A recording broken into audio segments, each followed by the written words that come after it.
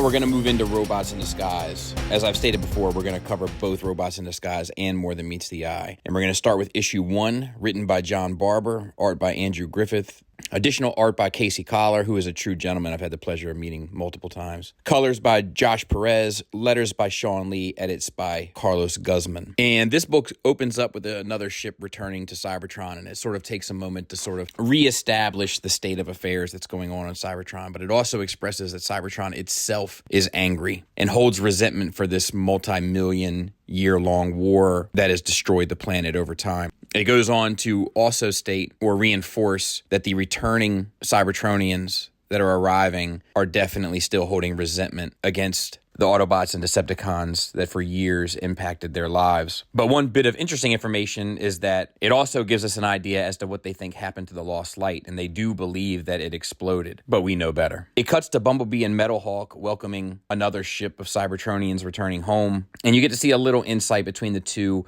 as they begin to politic over the kind of hearts, souls, and minds of the returning Transformers in regards to how they view them as heroes, saviors, or warmongers. Now, if you recall, Prowl has pretty much given the Decepticons the responsibility looking over the nails, or non-affiliated indigenous life forms, or as Bumblebee begins to kind of understand them, civilians. And while one sort of makes a graffiti mark on the walls of Cybertron that says Cybertron for Cybertronians, Decepticons Needlenose and Horrible witness it and step in to keep the peace, arguably in the not most peaceful way. But they're interrupted by Prowl, and as you might imagine, interrupted physically. And Blur says, "Careful, Prowl, we don't want to see this escalate." And I love Sideswipe's response, "I kind of want to see this escalate." But they take the Decepticons back to kind of the Decepticon camp, but Prowl also takes the Nail into custody for not, as he calls it, keeping the peace. So ironically, Prowl is the one kind of wanting to hold everyone accountable, but certainly doesn't want to look in the mirror. But as they return to the Decepticon encampment, they begin to understand that Ratbat has become the kind of leader, which is obviously a void that needed to be filled by someone, and it kind of calls back and harkens back to Senator Ratbat, right? So that's kind of an interesting choice. But as Ratbat and Prowl talk, Ratbat makes some pretty compelling points. He says, "It is not enough that your ID chips prevent Horrible and Needlenose from using their natural defenses. Not enough that my friend Skywarp here is prevented from using the teleportation abilities fate saw fit to bless him with. Autobot, you beg for our help, and when we give it to you,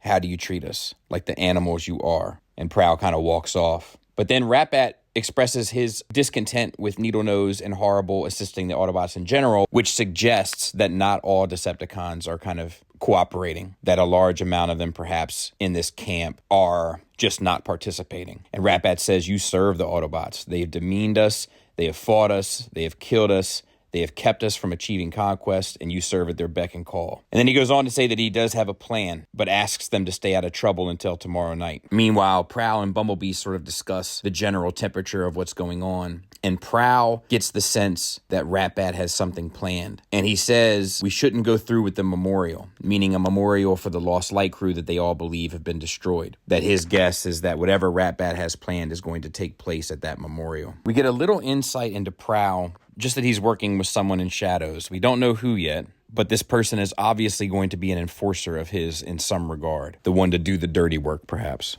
And then we cut to Bumblebee and Metalhawk, who are still trying to figure each other out. Simultaneously, neither one of them trust each other. Metalhawk informs Bumblebee that some of the Cybertronians are under the belief that Prowl and Bumblebee were responsible for the explosion or the perceived explosion of the Lost Light. Bumblebee assumes it's Metalhawk that started this rumor. So obviously the road to trust is a rocky one. But while they're moving around, they come across Horrible again with Needlenose, taking out some frustrations on a Nail, non-affiliated indigenous life form, a civilian. And while Horrible is going to work on him, Bumblebee says, "You know what I have here," referring to the inhibitor chip that's also a detonator that has been implemented in all of the Decepticons' heads. "So don't lay a finger on the Nail." Horrible says, "How about a fist then? What do you think's going to happen? You press that button. You think your little government's strong enough to survive?" Bumblebee says, "This is your last warning. I'm done thinking." Metalhawk implores him, "Bumblebee, think about what you're doing." Bumblebee presses the button and Horrible's head explodes. And then we see from a distance that Skywarp has been watching the whole thing. He says it's over. Horrible is dead. To which he receives a return order, "Return." "Yes, sir." And then he teleports, suggesting that they have defeated or overcome the inhibitor chips. They're just laying low. And it closes with Bumblebee thinking to himself, Prime never had to deal with this, and I never wanted to. But this is my world, and I have to defend it, even if it doesn't want us here. No, especially if Cybertron doesn't want us here. And that concludes book 1 of Robots in Disguise. I love that a lot of the Robots in Disguise is more of a political, what's done in the shadows, secret society kind of book, set against the More Than Meets the Eye, which is more the adventure book. But if you start looking at Robots in Disguise, especially like thematically, specifically this issue, it centers around the core of Transformers in terms of its gimmick, doesn't it? Change. It's all about change. Cybertron is changing. Now that the war is over, Cybertron can express its anger at the Autobots and Decepticons changing over time. War has had to have an impact on them. Prime has changed. The Prime, right? Speaking of which, the state of the Matrix has now changed. The nature of the Autobots and Decepticons have changed. What it means to be an Autobot has now changed. The fact that a core portion of the Autobot ranks have left on the Lost Light changes the dynamics of what they're dealing with on Cybertron. Like, so much of it centers around change, which is the core gimmick of the brand itself, right? But what's fascinating to me is how challenging these changes are for these characters. Characters that have changed back and forth to alt modes their entire existence have a hard time just changing their roles, and they're left to sort of figure it out. All of that kind of thematically set against the kind of rising political drama between Ratbat, Prowl, Bumblebee, and Metalhawk. Hope you enjoyed it. I'll be back with another edition this month, I hope, and I'll catch you next time. Thanks for listening. Thanks for watching. Until next time, take care.